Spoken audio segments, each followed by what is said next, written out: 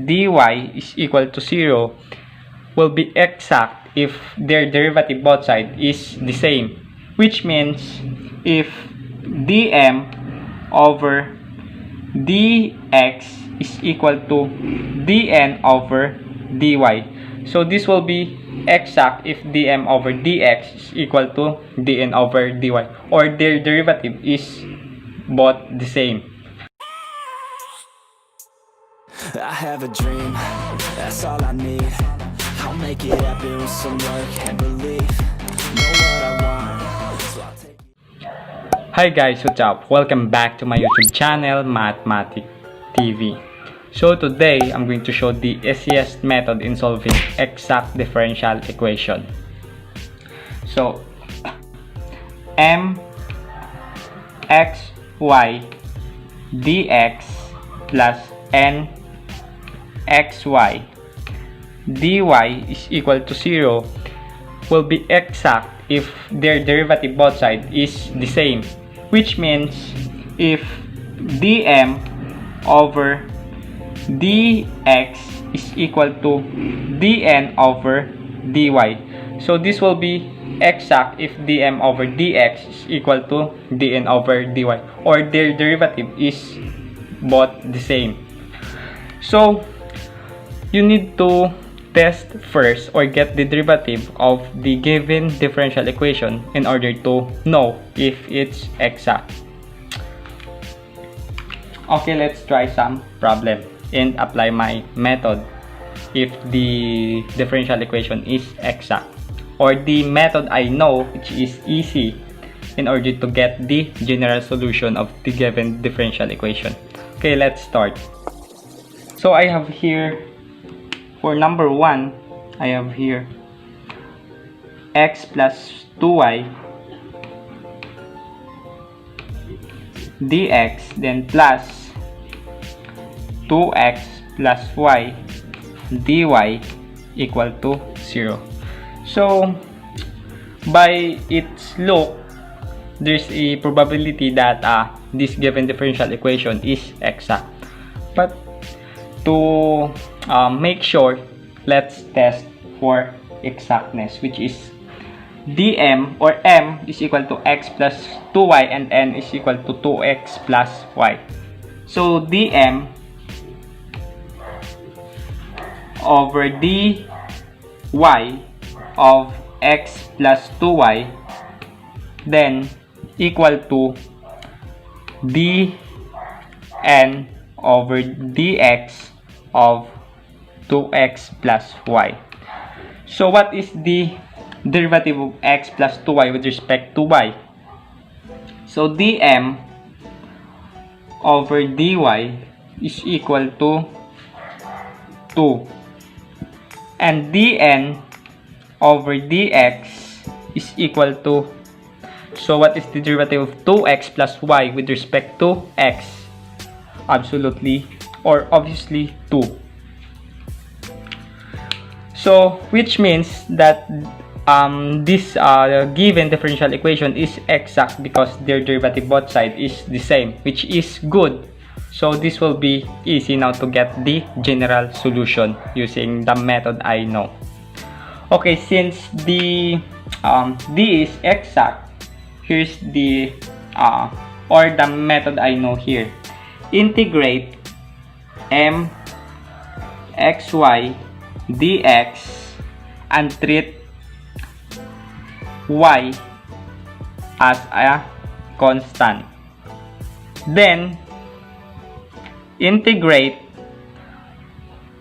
n xy dy and treat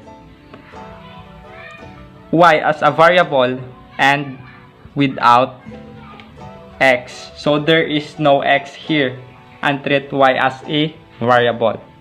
Okay, using this method, since the differential equation is exact, let's integrate x plus 2y dx.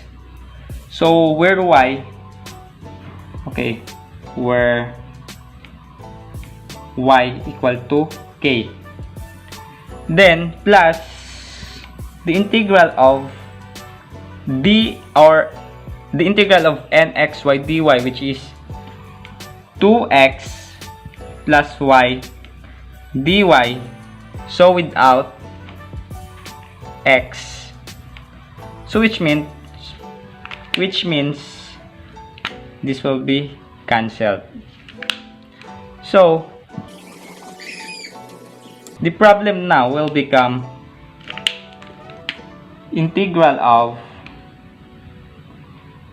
x plus 2y dx plus integral of y dy, since without x. So this will be equal to, since y is a constant, this will be equal to 1/2 x squared plus 2xy. Then what is the integral of y dy?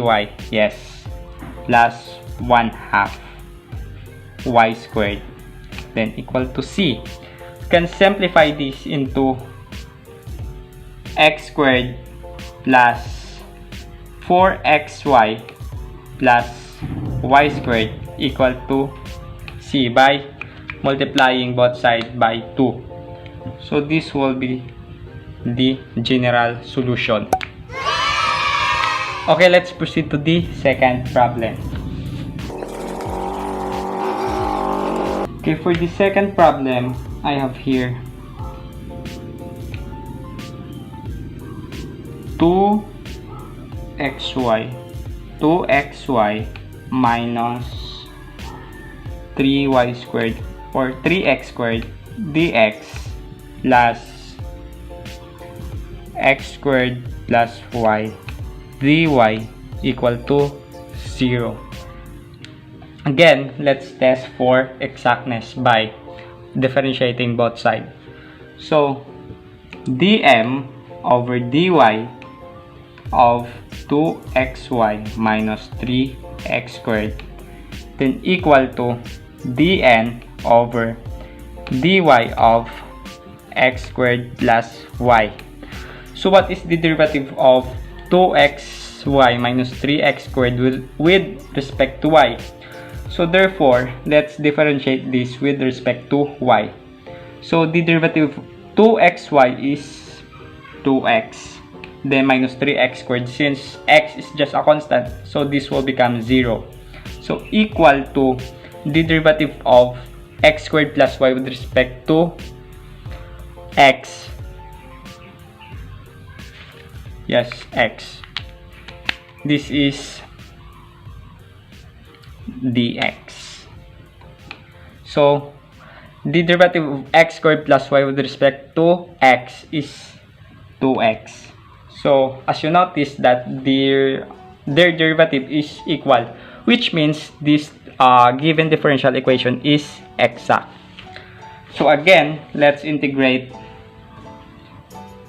2xy minus 3x squared dx and treat y as a constant, then plus integral of x squared plus y dy, so equal to 0, and treat x, or there is no variable x here, which means x squared now will be cancelled using my method, or the method I know. So now what is the integral of 2xy with respect to x? So the integral of 2xy is 1/2 x squared y. So 1/2 x squared, but there's a 2 here, so the integral is just x squared y, so 2 will be cancelled.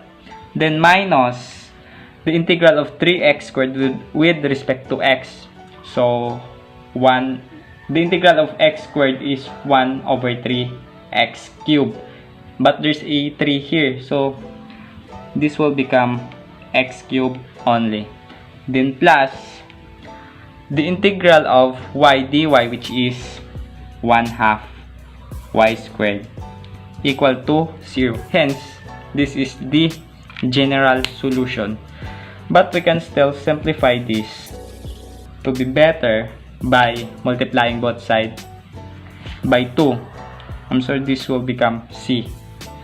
So by multiplying 2 both sides, this will become 2x squared y minus 2x cubed plus y squared equal to 2c, or still the same with c. Hence, our general solution is this. They are the same, but their difference is there is no fraction here, which is look better. Alright, that's all for today, guys. Thank you so much for watching, and please share your thoughts about it by commenting below. And if you learned something today, please give this video a thumbs up. Also, if you want to see the other videos, link in the description below. And please don't forget to subscribe and click the notification bell. Stay tuned and see you on my next video. Thanks and God bless. I have a dream, that's all I need. I'll make it happen with some work and belief. Know what I want, so I'll take it on. I've made mistakes, but mistakes make you strong.